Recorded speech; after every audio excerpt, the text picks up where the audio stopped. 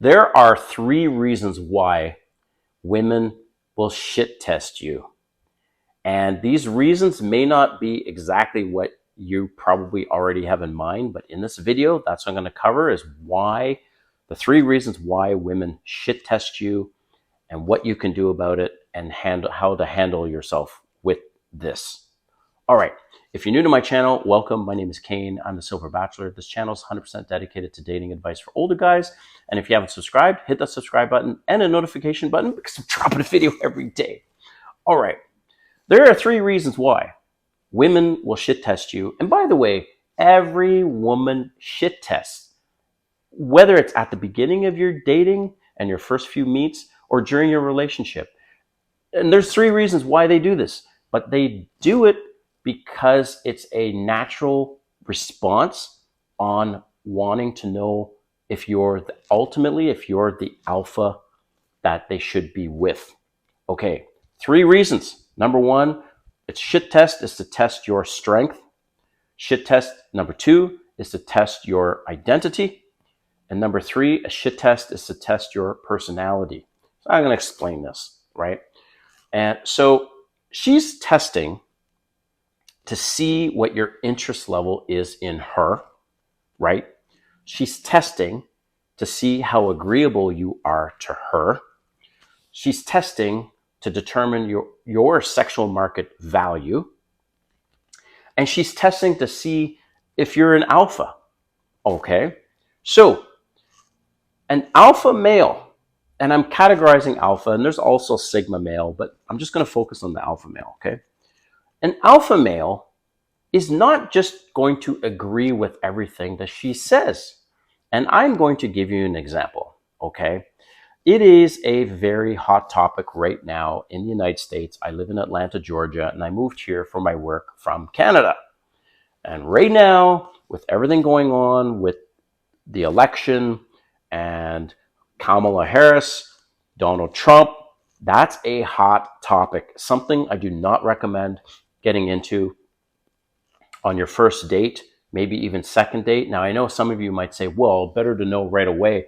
Yeah, but how close is she to the middle is the question. Is she far, far, far left or is she far, far, far right? Anyways, I don't really need to know about that in the first couple dates, because what's interesting is when women are married, most tend to vote for who their partner is voting for, right? Most women, when they're married, tend to vote for who their husband is going to vote for. That's a fact. So I know that eventually, if I'm starting to date someone, she will side with me on most things.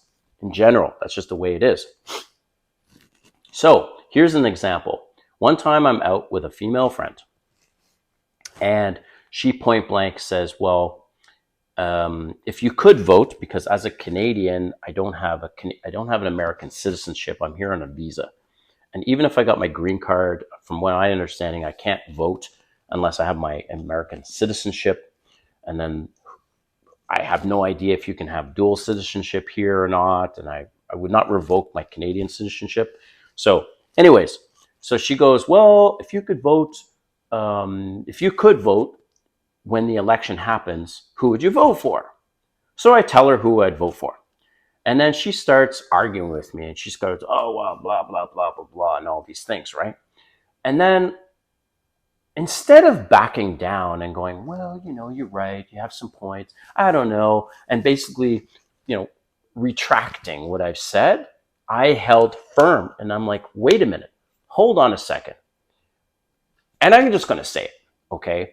If I had to choose, and I will say this, I don't want to get into politics on this channel, but if I had to choose between Trump and Kamala Harris, I would choose Trump. No questions asked.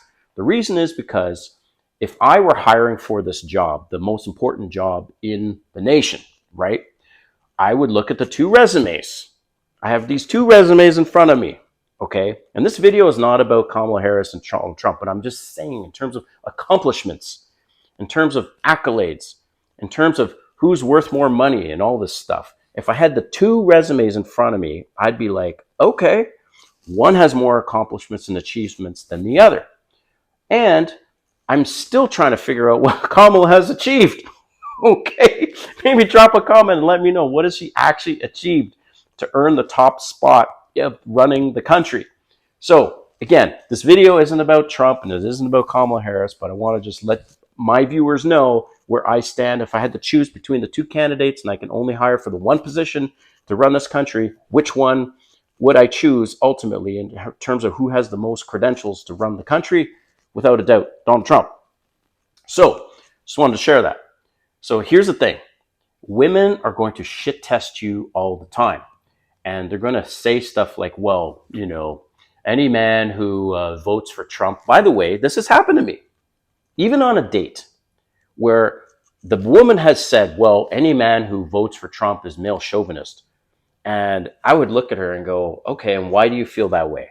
And then she would go on and on and on about all these things, right? And I'd say, okay, well, oh, well, that aside, this is the way to handle this. You ask her, okay, then tell me why should this other person have that job and what have they achieved? And in this conversation with my friend, she kept trying to twist it back to all the reasons why Trump shouldn't be president. And then I just flipped it, kept coming back to wait. Well, I'm like, hold on a second. You've got these two candidates. You tell me, you convince me why this person is better for the job. And guess what? She basically could not. So this is the other thing, guys, is you need to accept, wait a minute, if she doesn't like you, who cares? For example, one of my single friends is a big time hunter, right? I'm not into hunting, but he is. And he's on a date and she finds out that he's a hunter. And if that turns her off, then okay, bye. This is the point. If she shits tests you, you just let it roll off of you, or you confront it head on and say, well, hold on a second. What do you mean by that? Hold your ground, because women want to know and test whether you're an alpha. And the thing is, you want a woman in your life who will be submissive and will accept that, wait a minute, you're the leader, you're the alpha. She doesn't have to agree with everything you say, but she has to respect your opinion and your thoughts on that thing and not be super argumentative all the time, and most importantly, not try to emasculate you or belittle you for your position. Just like what's going on in the Middle East with Israel and Palestine, right? There's some people that have a very hard stance on one side versus the other. And if you have a stance, right, you defend that stance. And just think about it. Who cares? If she doesn't like your stance, bye, go. You don't have to be argumentative about it, but do not back it down. And the thing is that women are going to keep shit testing you. And here's something, man, I'm going to say this and just wrap up this video, is in terms of the shit test. So I'm out with some friends, and the woman who's on a date with this guy was like a double date situation. The guy was asking the woman that I'm with some questions over dinner. Fair, because he wants to get to know her. He's making conversation. And then she turns around to him right in front of us and she says, you should stop interrogating her. In front of us.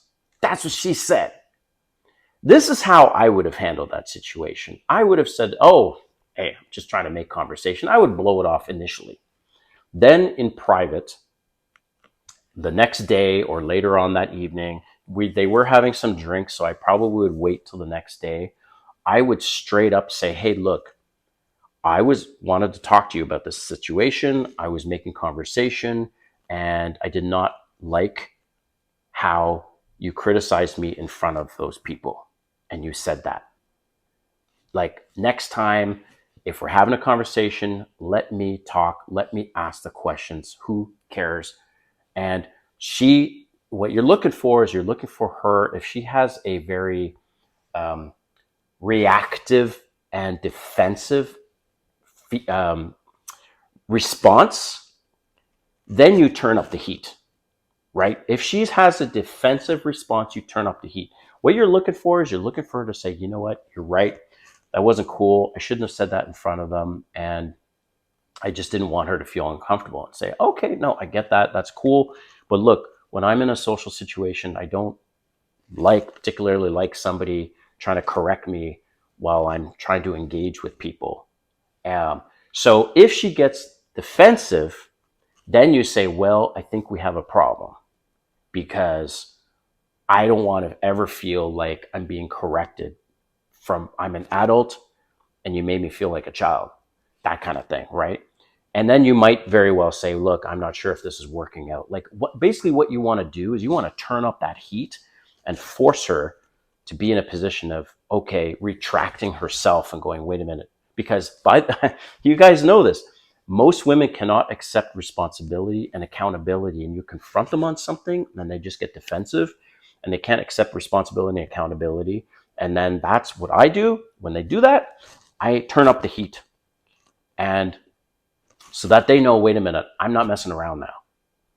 And because you don't want to be disrespected, because shit tests, that's what happens. Shit tests become disrespect when they know they can get away with it. So hope you liked this video. And again, didn't want to go off on like a political tangent, but I wanted to prove a point. So let me know in the comments how you deal with shit tests. All right. We'll see you next time.